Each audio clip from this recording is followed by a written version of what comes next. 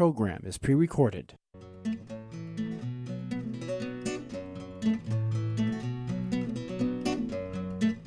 The Republic of Sudan is located in northeast Africa, a population of about 40 million, bordered by Egypt, Eritrea, Ethiopia, South Sudan, Central African Republic, Chad, and Libya, making it the third largest country on the African continent. It was managed by an Anglo-Egyptian political structure until 1956.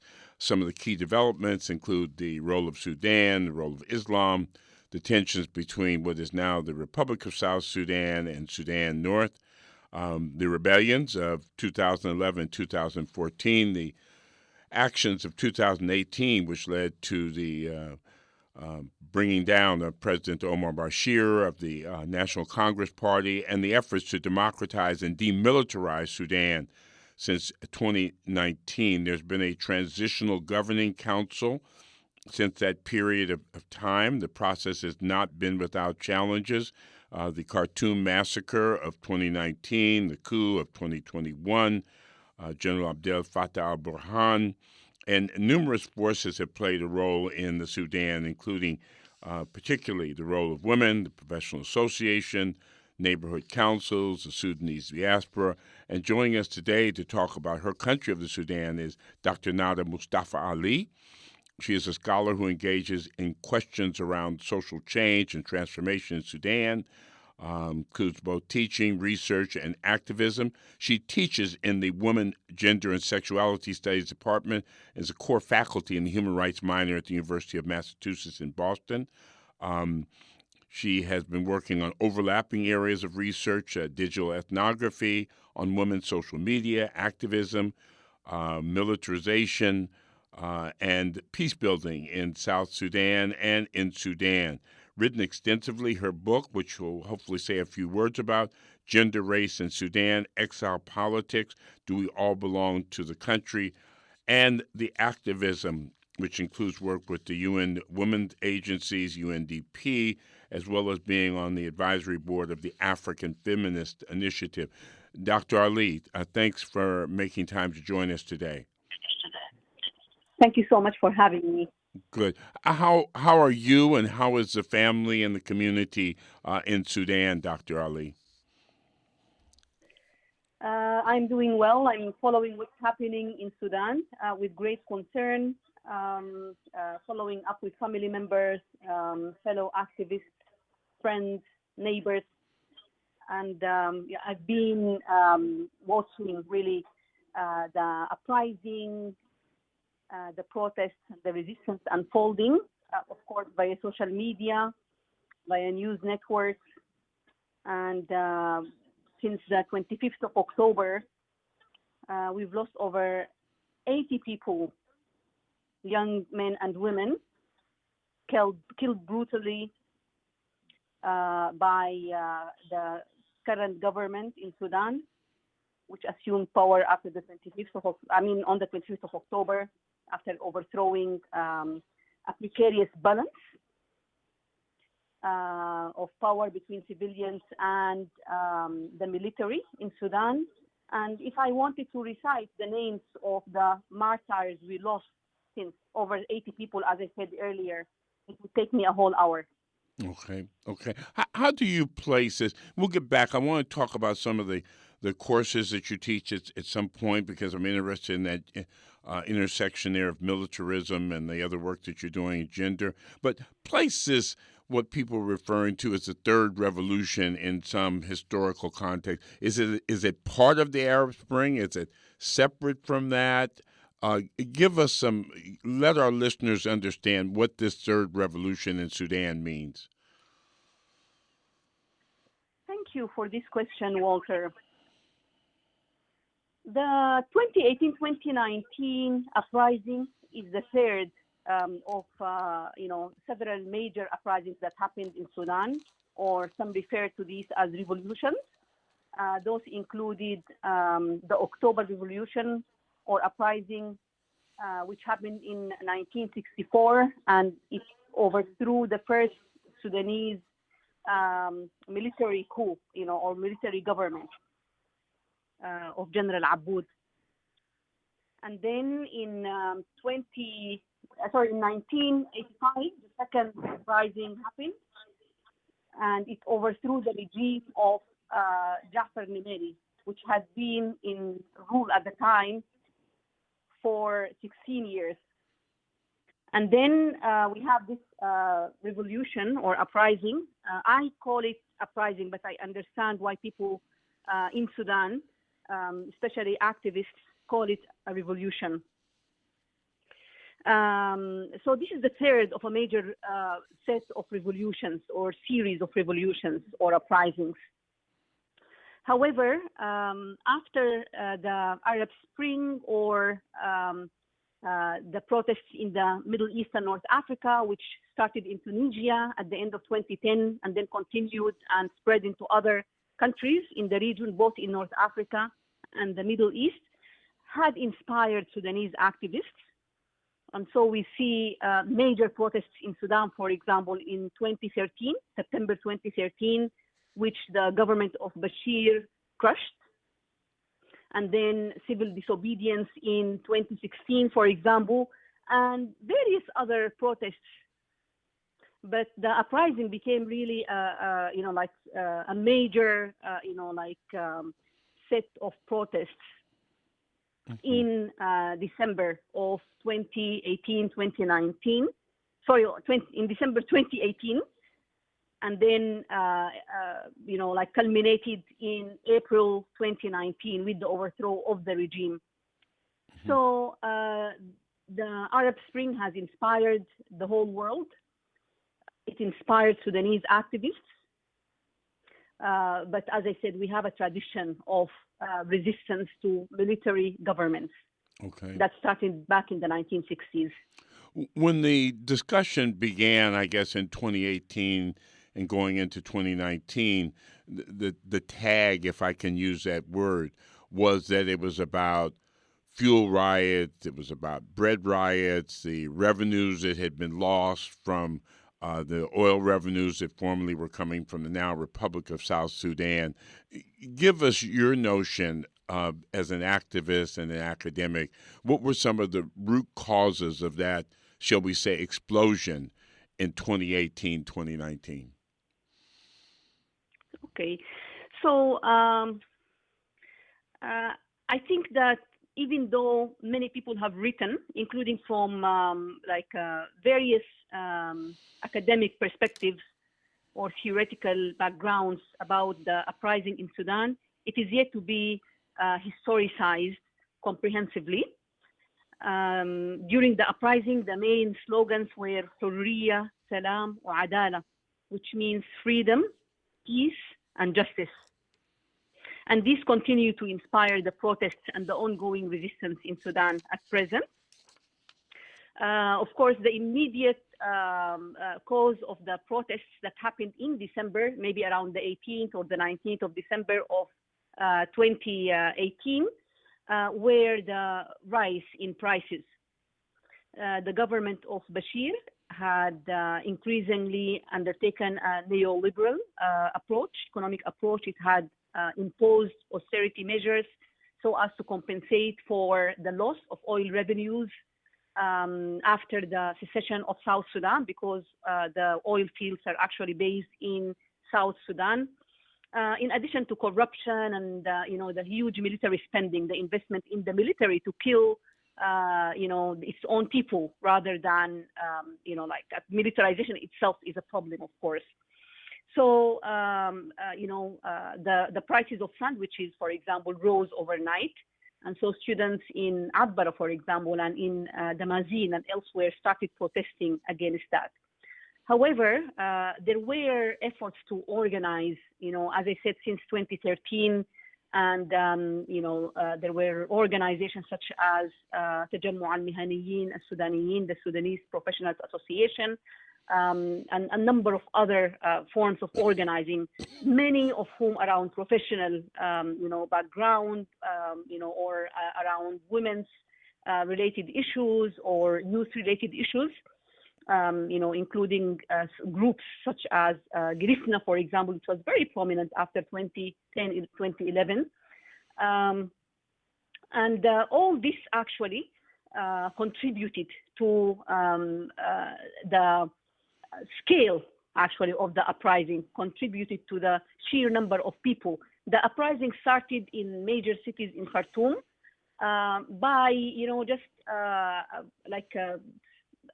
or through the participation of small groups of activists. Some of them were organized in political parties, others were organized in social movements, others did not have any political affiliation or were not affiliated to unions, for example. And then, the numbers got up increasingly, or gradually, I would say. And then on the 6th of April of 2019, which actually was the anniversary of the 1985 uprising, the protesters decided to actually organize a sit-in at Al-Qiyada, or at the headquarters of the Sudanese military. And, the numbers started to increase, of course.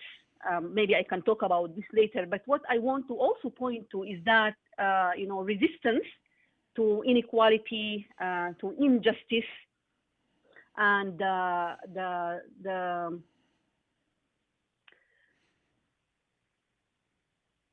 Okay, I'm at a loss of words. Take your time. Take your time. We've got plenty of time. Yeah. Okay, so the passion for really having freedom and having democracy and transforming Sudan, existed since Sudan obtained political independence, or even before that. And so there was resistance to structural, underlying forms of inequality and injustice since 1955. Okay. Sudan obtained political independence in 1956. Okay. But there was resistance to inequality, to injustice, to the control of central, power in the central or in the center of Sudan, in the hands of a small group of elites who were predominantly from certain parts of Sudan, especially certain parts of northern Sudan, who actually defined themselves in a very narrow way, and defined Sudanese identity narrowly as well, despite the fact that Sudan is a heterogeneous country, of course. So there was resistance to that. There was, concentration of development projects in the central parts of Sudan rather than in what we refer to now as marginalized parts of Sudan. Okay. And so there had always been resistance. There was civilian resistance. There was also armed resistance, in parts of Sudan as well. As we see the news, Dr. Ali, we generally see, and I'm going to the question that you were just responding to in brief a bit earlier, we see a lot of focus on Khartoum. Sudan is a massive country in size. How broad is the resistance that we're seeing? I mean, often reporters say it started in this city and spread to this city. But in terms of countrywide, and we'll talk about Darfur before we leave today, how broad is this resistance, this commitment to change, as you were just describing about an elite? Well, I believe this resistance actually is countrywide. And that includes, for example, parts of Sudan that were not under the rule of the transitional government. In South Kordofan, for example, there were protests organized in solidarity with, the people in Khartoum and other parts of Sudan. And one enabling factor, which I hadn't mentioned in my earlier response, is, the existence of the resistance committees. And these are really local, grassroots, neighborhood level forms of organizing that have become an important political force of late. These are connected to the daily, bread and butter and other needs and interests of the people in their various areas. and they are behind, they and other forces, of course, are behind the protests at present. So even though not everyone might be able to take part in the actual protests for various reasons, which I can outline if needed, people are supportive. The majority are supportive of, the resistance. Talk a bit more about these. Because the people of Sudan have experienced 30 years, actually, of military rule, during the years of Bashir. And I don't think anyone would want to go back to that. Of course, there are supporters of the former regime. There are people who benefited from that regime in various ways, economically and politically. And, they wouldn't mind, actually, a return to the previous order. Let me ask a couple of questions. Let me ask a couple of questions together. And we're speaking with Dr. Nada Mustafa Ali. She's an academic and an activist. She's at the University of Boston, and we're talking about her country of Sudan. She's updating us on developments, and we'll get some discussions on ways forward, as well as focusing in just a bit here on some of the issues that she's raised around the role of gender and feminism in not only in her country but in the region. Two things here. One, talk a bit more about these resistance communities, these neighborhood resistance. Do they represent the youth? Are they in some senses like a quasi government? The second thing is that you've raised before is from my perspective, editorializing, this move to demilitarize the country seems to be a feature of Sudan. It's not a feature of every other country, which was part of the recent uprisings across the continent. So talk about the Neighborhood Resistance Committee and talk about why the military has been able to be there and the control for 50 plus years. Okay, thank you very much, Walter. Actually, I'm at the University of Massachusetts, Boston. Excuse me. Okay. Yeah. So the resistance committees consist mainly of youth, and there are both women and men who are part of these resistance committees, and they are part of a broad movement for democracy and transformation in Sudan, which includes women's groups. So they are gender mix or mixed gender groups. Okay. And there are women's organizations that also are, supporters and custodians of the revolution. For example, there is a small women's organization, that consists of young women, but that some academics like Hadi Hasaballah are working closely with. And these call themselves al-harisat, or custodians of the uprising or the revolution. And they want to, maintain democracy and achieve social justice in Sudan, while also ensuring that there is gender equality. And they are not alone in that. So we need to distinguish between the resistance committees on one hand, and also the popular committees which the regime of Umar al-Bashir created in the neighborhoods in the past. Okay. And those were a kind of a liaison between the government and, again, people in different parts of of Sudan and in different neighborhoods. And they carried out certain responsibilities, shouldered certain responsibilities, such as giving permission to access certain services, or confirming that this person lives in this area. So really some of these kinds of services on one hand, and the resistance committees, which are pro-democracy, grassroots forms of organizing. They do actually serve their communities, but at the same time they strategize politically. Okay. Again, I don't want to generalize, because people in Sudan are very diverse. Gotcha. People have different experiences of being a Sudanese. The subtitle of my book is "Do We All Belong to This Country?" And these are the words of Dr. Sharif Harir, who is a Sudanese anthropologist, and he was talking in Cairo back in the 1990s, where the Sudanese opposition was united and was based there actually. And he was arguing that Sudan means different things to different people, and that for some people they are excluded, from citizenship dividends. And that was the case during both democratic eras and during the rule of military regimes, because we experienced an exchange of, the democratically elected governments and military regimes, since 1956. Mm-hmm. That's a very interesting topic. I'm intrigued by the topic of your book, Gender, Race, and Sudan's Exile Politics. Do we all belong in this country? And let's keep that in mind as we go forward. The military in Sudan, from what I've seen you speak actually on YouTube and spoken with a number of other people from Sudan, the military seems to represent a particular role, and it ties to investments and corporations and those type of things. Can you expound a bit on that for us, Dr. Ali?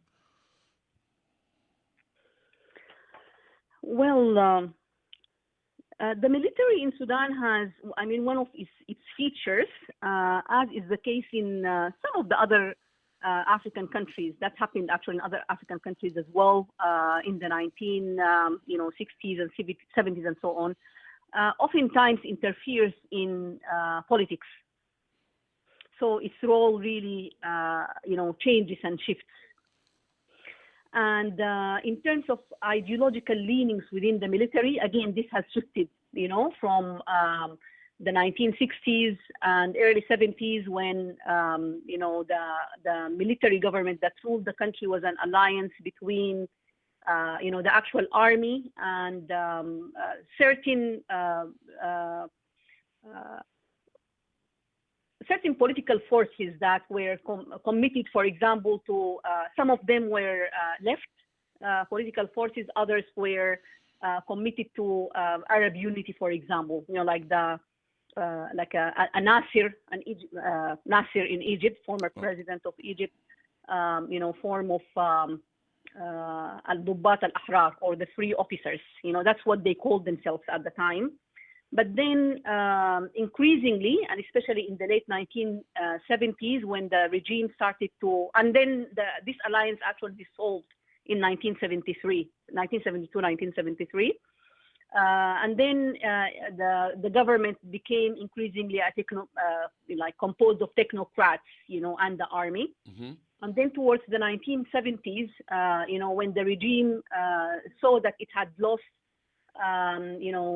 any form of legitimacy, not that it was legitimate in the first place, it started reaching out to sectarian political parties, for example, and what became the National Islamic Front, which actually, in alliance with the army, overthrew a democratically elected government in 1985 and ruled Sudan for 30 years, the government of Bashir. So increasingly, they became, aligned with Islamist ideology, for example. And then in 1983, this became very clear. At the time, what became the National Islamic Front had been trying to infiltrate the military. And so they, encouraged their membership to join the Sudanese army. They encouraged members who were doctors, for example, or engineers, to join special forces in the army. And that's how they infiltrated the army and controlled it eventually. And again, through this process, there is what I'm sharing with you is actually analysis from a book by Hassan Makki, who is one of the historians of the Islamist movement in Sudan. So even this is not a secret, for example. Okay. And then eventually, throughout the years of Bashir, both the former National Islamic Front, but also the army, exerted control over Sudan's resources. So they utilized Sudan's oil, for example, There is Hemiti, for example, and that whose forces are not part of the military.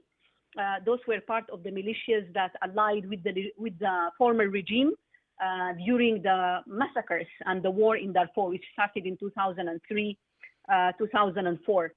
And so, both militias and the army have control over important strategic resources of Sudan. And the former government had used this in order to, control the country, of course, in order to crush any kind of resistance by movements, for example, that are in the margins of Sudan, who use different means, including armed resistance, to achieve their goals. But the government in the center usually use this as an excuse to consolidate power in Khartoum and to further oppress the people of Khartoum. So there are, fears right now, for example, that and oftentimes these wars are fueled by the central government. Okay. And so, for example, in the area of South Kordofan, which is not under the control of the government, in December 2021, the government, the government of General Al-Burhan enhanced its military presence there. And around 120, military vehicles that belong to the rapid support forces moved there at the time. And, there are fears that the government would actually start operations there at some point and use this as an excuse for, extending, for example, the state of emergency and to continue to oppress the people of Sudan. But yes, various factions of the military control strategic resources in Sudan. Dr. Ali, a lot of your work has been this intersection between gender, democratization, and militarism. I heard you speak very eloquently on a program, I believe it was with Professor Madani. It was a YouTube presentation of a couple of years ago. Talk to us a bit about not only the historic role, but the contemporary role that the issues that have been raised by women, leadership by women in the developments in Sudan, and your thoughts on how this transition process, why it's had these ebbs and flows, meaning establishment of a transitional council, the massacre, even after, I believe, Bashir was gone, forming of civilian government. Talk to us about the role of gender and feminism, both historically and in terms of defining the movement. So women of all ages played important roles in the resistance to the regime of Umar al-Bashir, and including in the 2018-2019 uprising. Women became,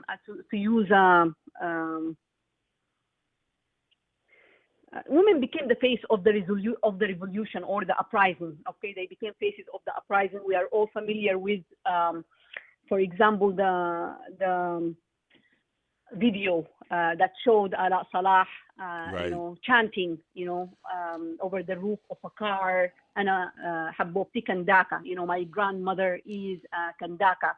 Kandakas were queen mothers, actually, that ruled, in the ancient kingdom of Kush. And we have a really strong tradition of women's leadership. We have a strong tradition of women's organizing that started, during Sudan's attempts to oust colonial rule. And I talk about these forms of organizing in my book, and I have spoken about that in the past. But this tradition of leadership, persisted throughout the various democratic, eras, and throughout various dictatorial eras in Sudan.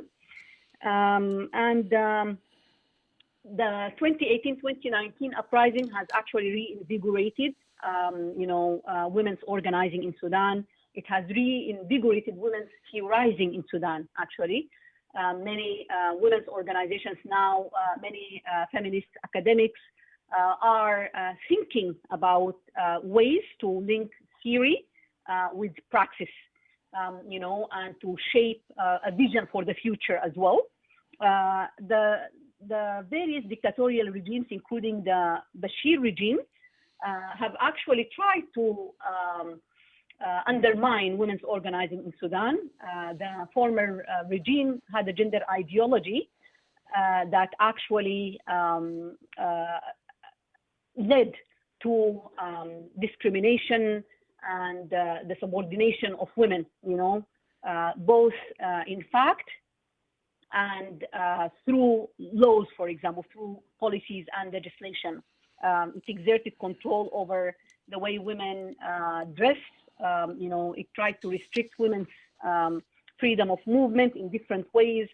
And the women's organizations always resisted and always had to pay the price to that. Right now, there is a vibrant women's movement.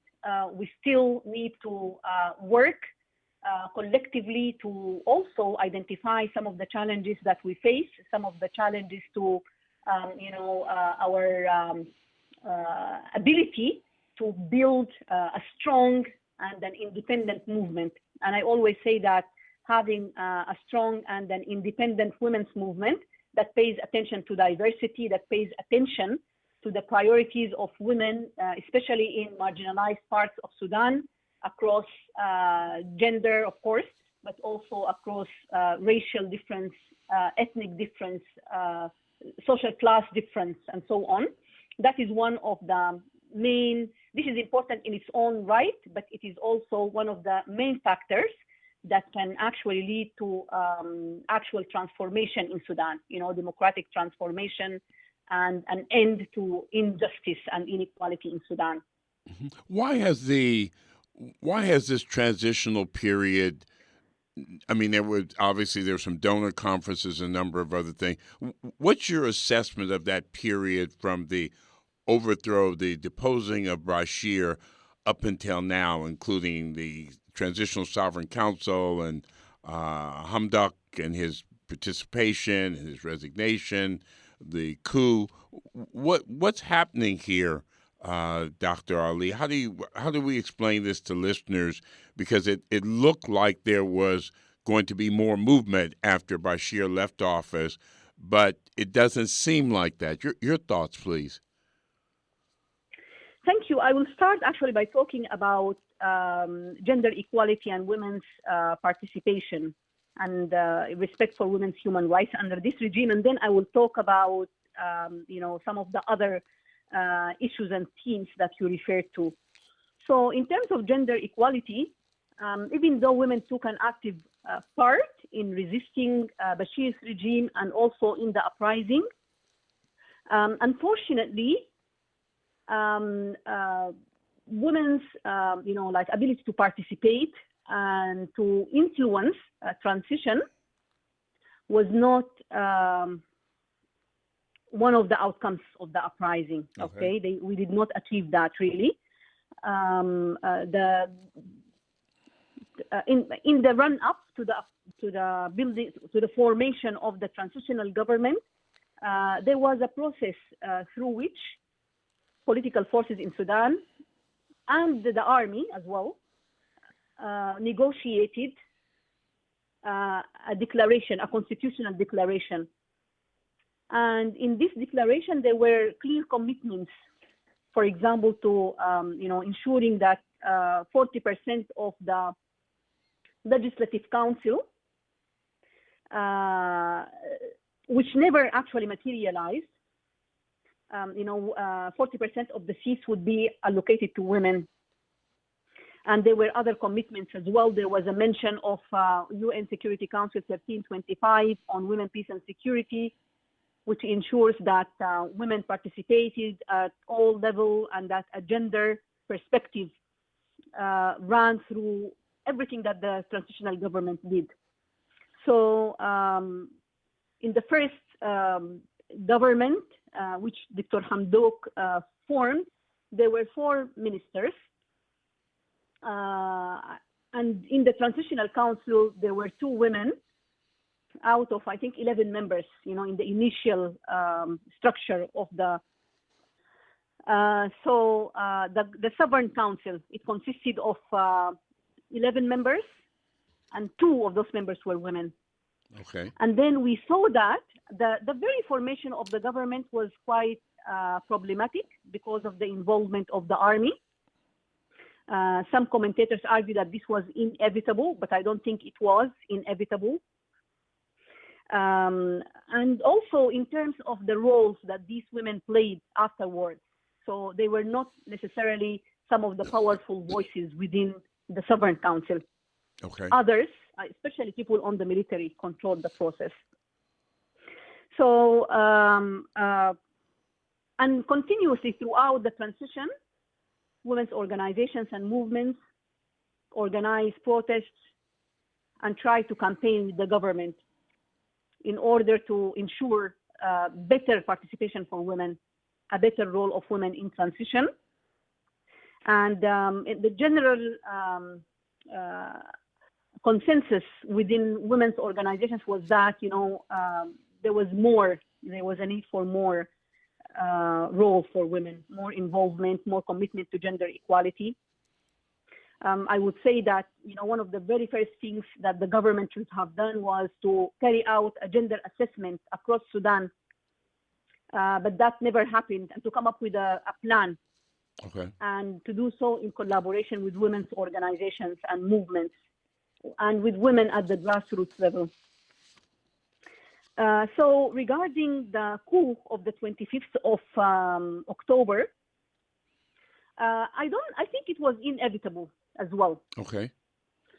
So because it was, you can't establish an alliance with, elements of Bashir's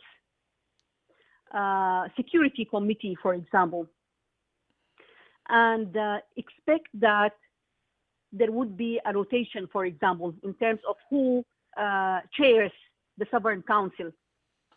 The General Abdel Fattah al-Burhan was supposed to hand over, the presidency, or of the council to a civilian figure. Of course, this never happened, and it was never going to happen. I think also there are shortcomings, and problems within Sudanese political parties as well. So we really need to work on reform, of various political forces in Sudan. And this should be an internal process, like the people of Sudan need to lead this process. This need actually, it predated the overthrow of Bashir's regime. There was a point in Sudan's recent political history when political parties and movements were able to build a strong alliance, mostly in exile, but with presence in Sudan. And that was after 1995, in what was I refer to, or in what is called the Asmara, conference, which came up with resolutions on, the way forward regarding opposition to Bashir's regime, but also a vision for a future Sudan. And I think that the regime took advantage of a period of the period between 2005 and 2011. And that was the time when Sudan negotiated a peace agreement, a comprehensive peace agreement with the Sudan People's Liberation Movement and with other movements and political parties that actually comprised the alliance of Sudan's opposition at the time. Okay. And then it used the post-2005 era to weaken political parties and to, and to work on dividing different forces. Mm-hmm. And so it was the political parties were really divided in April 2020, in April 2019, before and after that, and this has undermined some of the efforts of the transitional government. In the address that General Al-Burhan gave to the Sudanese people after, taking control of the transitional government and placing the prime minister and some of the ministers under house arrest or just detaining them, was that he wanted to address the rift and the challenges arising from differences between various political forces which were obstructing transition. And he actually promised and continues to promise the current regime that there are going to be elections that would lead to democratic transition in Sudan. So he took that as an excuse for the coup, so to speak. There seems to be. So we need to work on like rebuilding actually Sudanese political parties and movements. What are the challenges? We're speaking with Dr. Nada Mustafa Ali, a scholar who engages in issues around social change and transformation, teaches in Women's Gender and Sexuality Studies Department at the University of Massachusetts in Boston. Her book is entitled Gender, Race, and Sudan's Exile Politics. Do we all belong in the same country? The challenges of this dialogue that you're discussing, given that IGAD is involved, the United Nations is involved, Saudi, Egypt, the situation has continued to flare in Darfur over the last year or so, and you have Fatah al-Burhan, who essentially has taken over again. The challenges here of moving forward. Your thoughts on how the Sudanese people at home and abroad can move forward? Well, I want to pay tribute and to salute actually the important resistance that the Sudanese people, including people organized in resistance committees, are leading. We continue to show immense courage, and people in the diaspora are also playing important roles as well. So I think this is one way forward. It's not necessarily a solution, right, to Sudan's historical, structural problems and challenges, but this is a way forward because it signals that the people of Sudan refuse the control of the military over power. So that's one way. I think different countries, like worldwide, can play important roles also. I like to, I like to refer to the best way of supporting a people's, attempt to achieve democracy, transformation, and social justice as a politics of solidarity. Okay. I think that's what we need as Sudanese people, like a politics of solidarity. But of course, I'm sure you are following the fact that various countries of the world have actually condemned the coup, and those include the United States, for example. Those include for example, institutions like the European Union, when former Prime Minister Hamdouk was placed under house arrest, the African Union condemned that. The African Union has actually negotiated a peace, and it has negotiated actually the form of government that presided after the overthrow of Bashir. South Sudan had been supporting peace negotiations between the government, the transitional government, and various movements that were not part of the transitional government. And so, there was a Senate hearing, the Committee of Foreign Relations here in the United States. And, the U.S. had suspended, like $7 million, dollar assistance to Sudan that it had agreed on with the previous government, and there are commitments to supporting civil and political forces, respect for human rights in Sudan, and working to end the military control over political and economic structures as well. My vision in the long run is that in Sudan we won't need, we need to build a future for Sudan where we won't even need, assistance from other countries, let us say. Okay. In terms of looking at Sudan, I'm thinking now from the vision of Pan-Africanism, looking at the work that you do. When people in the diaspora look at Sudan, do they look at it as a country in the Middle East? Do they look at it as a country on the African continent? At some point in your comments, you talked about the issue of race, and when I look at Sudan visually, those images are part of trying to walk through here. People in the diaspora, a Pan-African vision of why is it important that this movement in Sudan be successful. This goals of, might I say, demilitarization, as you just said, building the future. Thank you. This is an important and a twofold question. And of course, the two parts of the question are interrelated. The question of identity in Sudan is really important. It has dominated, our post-colonial politics. How do we define Sudan? How do we define ourselves?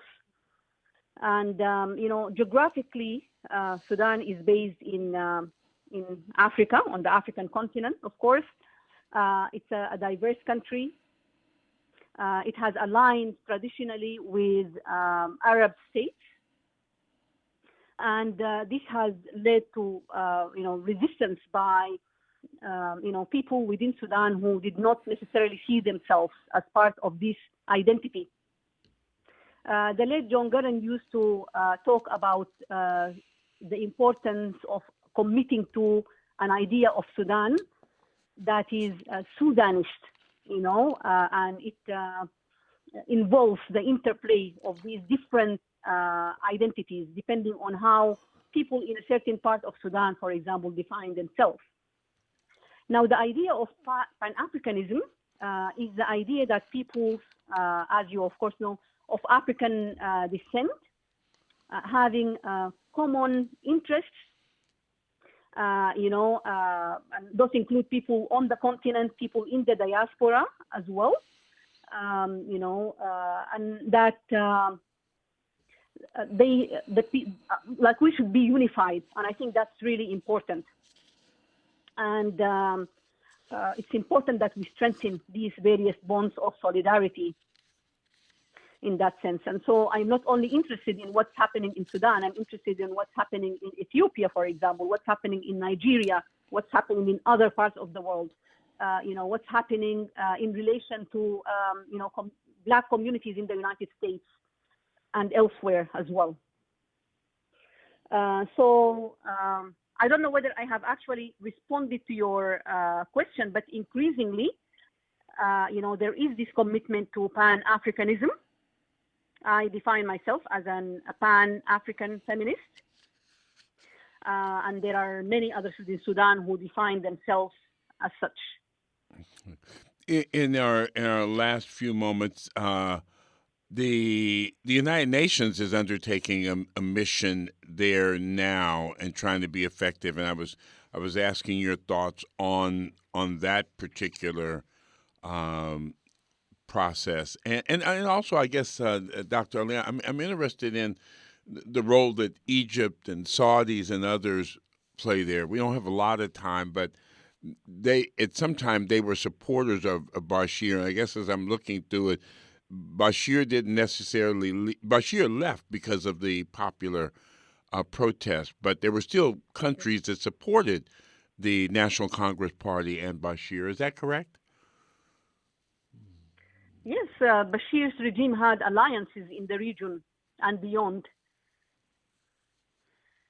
So with regards to UNITAMS, I follow the responses of various associations and political movements within Sudan. And one thing we try to do in the diaspora is to amplify the voices of people on the ground. And people on the ground have been quite critical of the role of UNITAMS. Because apart from condemning, for example, the coup, there was no apart from expressing concern about the arrest of members of the government or, violations of human rights. There was no condemnation of the coup by UNITAMS, and UNITAMS also tried to mediate between the protesters and their representatives on one hand and the regime on the other, which popular committees, resistance committees, and also other political movements and forces rejected. So that's one response to part of your question. And then the second half of your question, I think we would need another interview to discuss the role of several countries in the region. Okay, we'll make time for that. We'll make time for that interview. And this other point before I let you go, I'm just so excited to have you here. What is this digital ethnography that you're working on, Dr. Ali? Is that a secret? You're going to tell us? No, it's not. It's not really a secret. This is research which I started actually in 2014, so way before the overthrow of Bashir.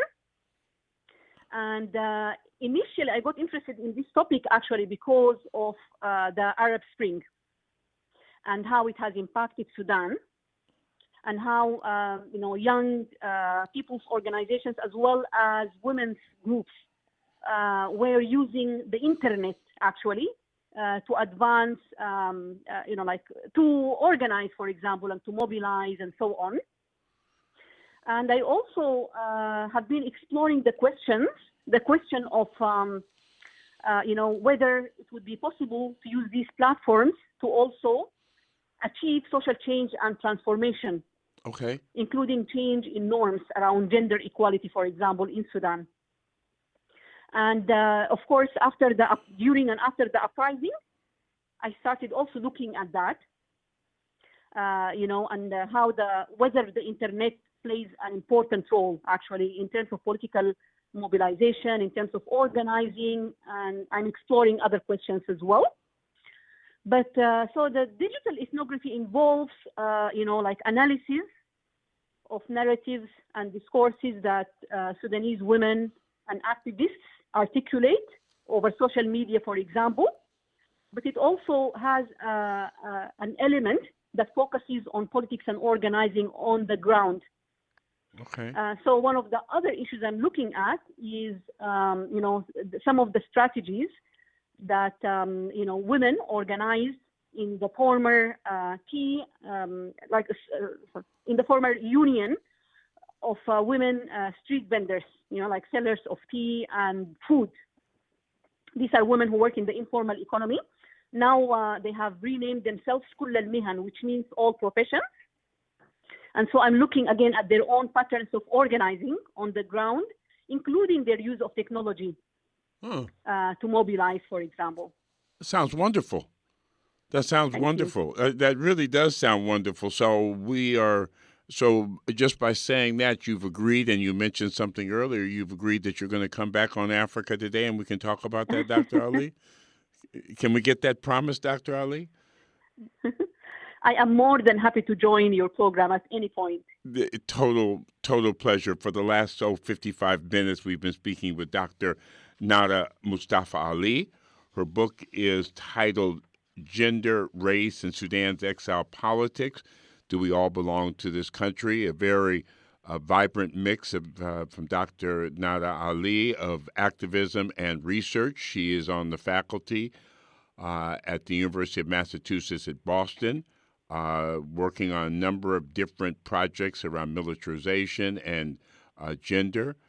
These layered projects, as she talks about digital ethnography, social media, and activism in contemporary Sudan. And Dr. Ali, please give our best to your family, to your country, and we are all conscious of making sure that developments in Sudan turn out to the best of the Sudanese people. So thank you so much for your time. Thank you very much for having me, and thank you for the solidarity. Our pleasure. Take good care, Dr. Ali. Bye-bye. Bye-bye.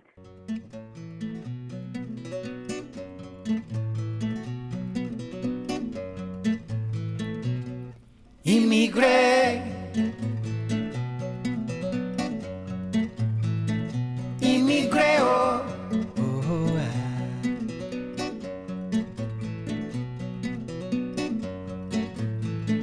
immigré, immigré, oh, oh,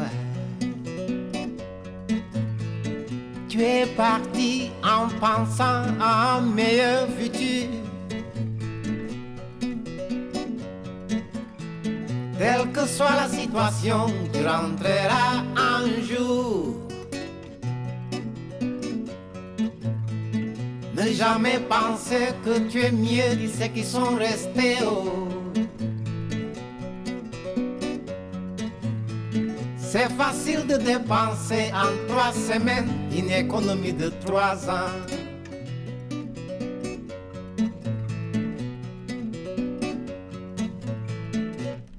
Immigré,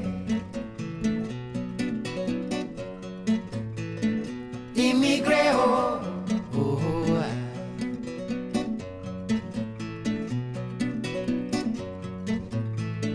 Immigré, immigré, oh, oh. Pense à tes matinées glaciales et ta longue journée loin de ta famille. Tu es parti, oh, mais tu rentreras un jour. Tu es parti, mais ton cœur est toujours là-bas. Tu es parti pour un meilleur futur. John A. Powell. The Electoral College was in part a racialized system. We have a system where the South is going to come into the Union. They want to make sure that they have parity with the North. They don't have as many people. So they come up with this ingenious plan. We are going to count the slaves, who everybody knows is not really people. We're going to count them for the purpose of adding to our leisure the number of people in our state. It's called the 3/5 clause. And some people get confused and they say slaves were only considered 3/5 of a person. Slaves were not considered a person at all. It was the slave master that actually was enhanced by counting the slave, not the slave. And it created relative parity between the North and South. And so the first several presidents, including Jefferson, would not have won without the 3/5 clause. Advancing the conversation to abolish racism for over 70 years. 94.1 KPFA. Support for KPFA's 77th anniversary event comes in part from the California Historical Radio Society, a local nonprofit, filmmakers Sharon Wood, Veronica Silver, and KPFA's Vilma V. KPFA is celebrating 77 years with a benefit screening of the documentary KPFA on the Air at the Alameda Theater and Cineplex on Saturday, April 18th, starting at 2 p.m., followed by a panel discussion and a birthday party at the California Historical Radio Society Museum at 4 p.m. More information at kpfa.org. You can touch that dial if you miss being told what to think. This is 94.1 KPFA, 89.3 KPFB in Berkeley, 88.1 KFCF in Fresno, and online everywhere at kpfa.org.